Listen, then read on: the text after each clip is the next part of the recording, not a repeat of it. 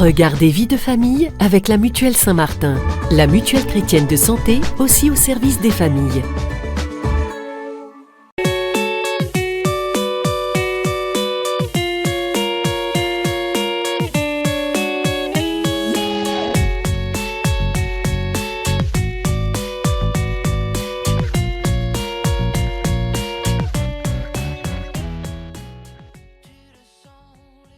Changez vos cœurs. Aujourd'hui, la famille d'Yvonne et Mathias est réunie au grand complet pour le traditionnel repas dominical. Pour Yvonne, aide-soignante, et Mathias, coiffeur, ce rendez-vous est très important. Le dimanche, c'est sacré pour nous. C'est un jour de partage. On doit être ensemble, discuter de tout, partager tout ensemble. Nos difficultés, nos bonheurs aussi. Un moment plein de joie qui surpasse les difficultés du quotidien de cette famille avec 5 enfants. Malgré qu'on travaille, nous avons les enfants, donc il faut subvenir aux besoins des enfants tous les jours. Nous avons choisi quand même partager, malgré notre difficulté, partager avec les autres.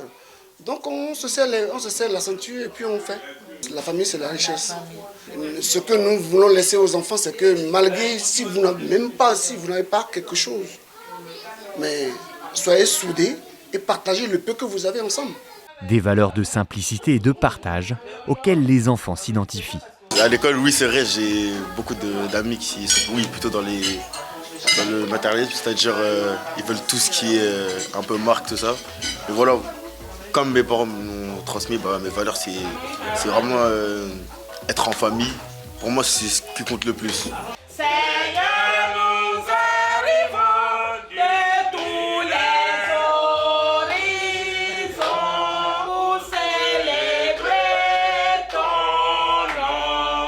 Pour la famille, l'engagement au sein de la paroisse est aussi un moyen de vivre sobrement, dans la joie et le partage.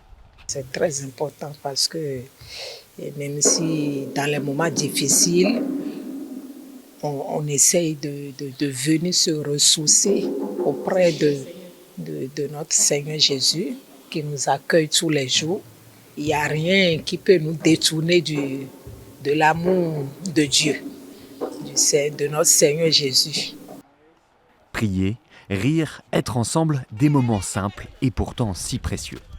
Vous voyez mamie en train de courir, tant qu'elle tombe pas ça va, mais, non, mais voilà, c'est des moments simples qu'il faut savoir partager, qu'il faut savoir apprécier aussi, oui.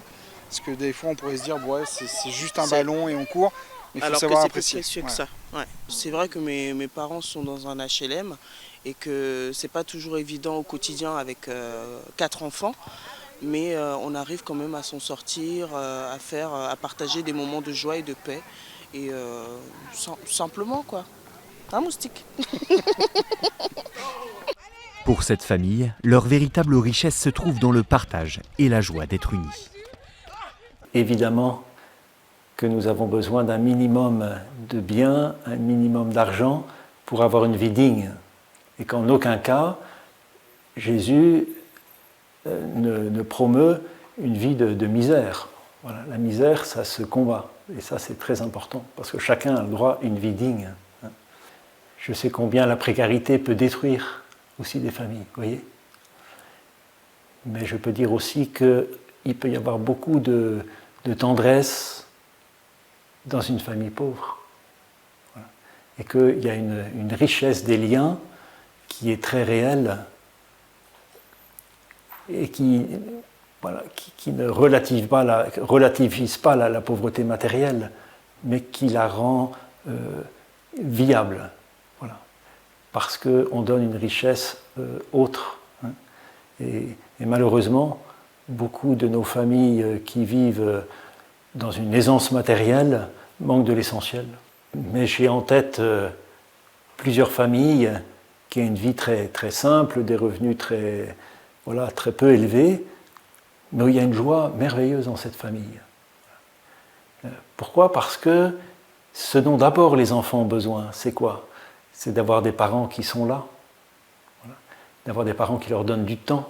Ça, c'est la plus grande richesse qu'on peut donner. Et donc, je suis étonné de tous ces jeunes adultes après qui me disent « mais on était pauvre dans ma famille, mais on était heureux. Voilà. Et qu'ils puissent parler de tous ces souvenirs heureux, de ces temps où ils allaient simplement se balader dans la campagne, où ils allaient, voilà, ces temps, ces soirées endiablées autour d'un jeu de société.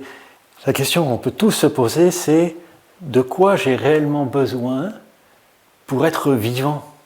Et ce dont j'ai besoin, c'est moins les choses matérielles que le temps qu'on se donne, que l'affection partagée, que tous ces temps gratuits, c'est ça d'abord dont on a besoin ensemble. Et que du coup, si j'ai cette qualité de relation dans la famille, je vais pouvoir accepter d'avoir moins de choses à disposition.